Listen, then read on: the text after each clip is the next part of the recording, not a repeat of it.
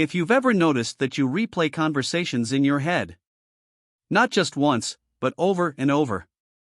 What you said, what they said, what you should have said. And somehow, no matter how much time passes, your mind keeps going back to it. You're not just overthinking. There's something deeper happening there. And most people who do this don't even realize what it really means about them. It usually starts small. You leave a conversation, maybe something casual. A text exchange, a quick interaction, a moment that didn't feel perfect. And later, your mind reopens it. You hear your own voice again. You replay their tone. You zoom in on tiny details no one else would even notice. That slight pause. That look. That one sentence that didn't land the way you wanted. And suddenly, what was a normal moment becomes something you analyze like it mattered more than it should have. On the surface, it looks like overthinking. But underneath, it's something else. Because people who replay conversations like this aren't just thinking. They're trying to reconstruct control over something that already happened. A moment that felt uncertain. Slightly off. Emotionally unclear. And the mind doesn't like unclear. So it goes back, again and again, trying to make sense of it.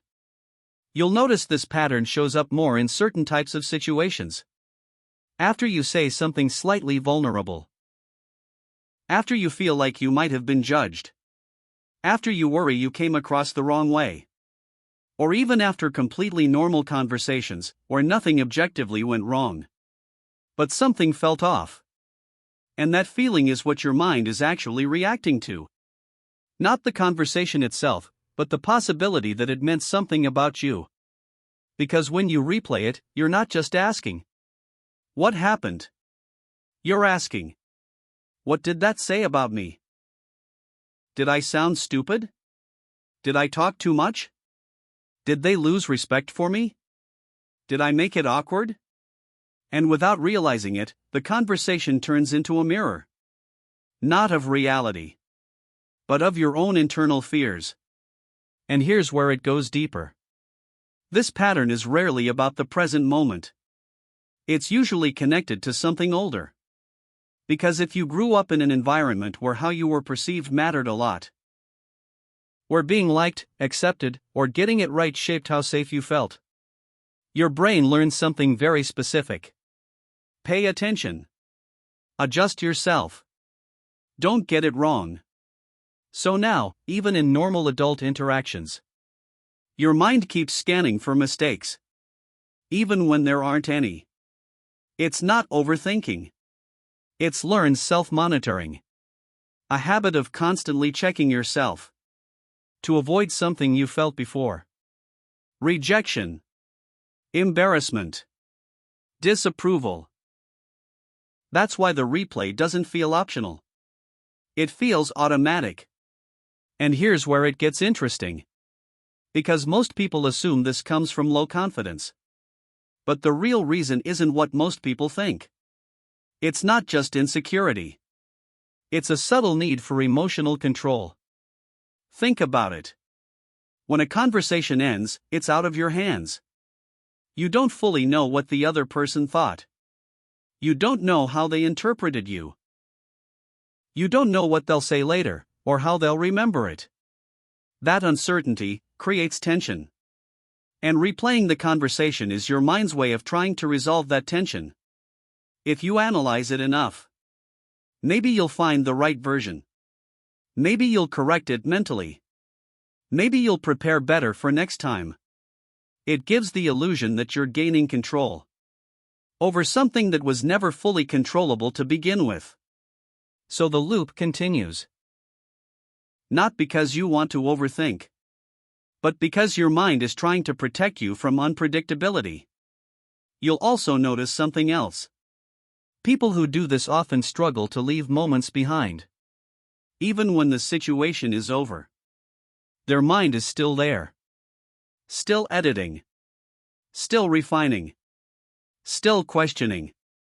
And that creates a kind of mental fatigue that's hard to explain. Because you're not just living your life. You're constantly revisiting it, reprocessing it, trying to perfect something that already passed. And over time, this starts shaping how you see yourself. You begin to associate your identity with being the one who gets things wrong, or the one who needs to be careful, or the one who has to think before speaking. Even if none of that is objectively true. It becomes a quiet identity, built from repeated internal scrutiny. And the more you replay, the more real that identity feels.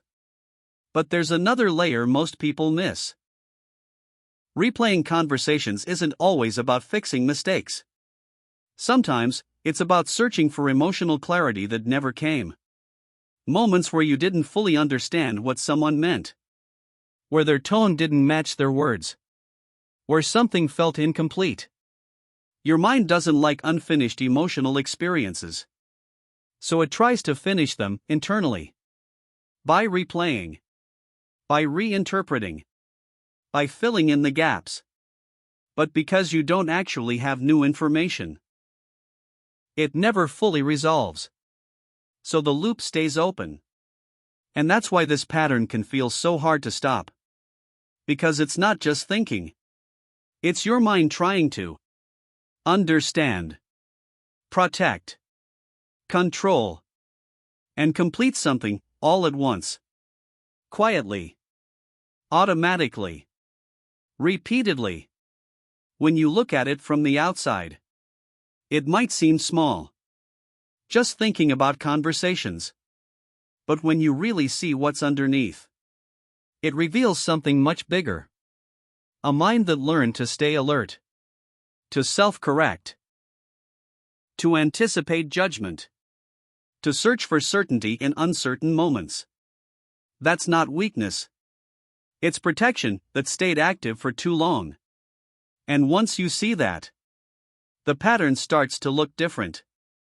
Not random. Not pointless. Not just overthinking.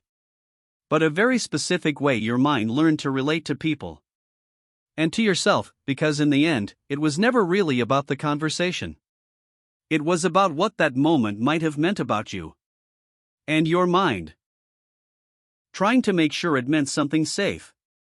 Once you notice that, you can't really unsee it. And that awareness alone quietly changes how you understand your own thoughts.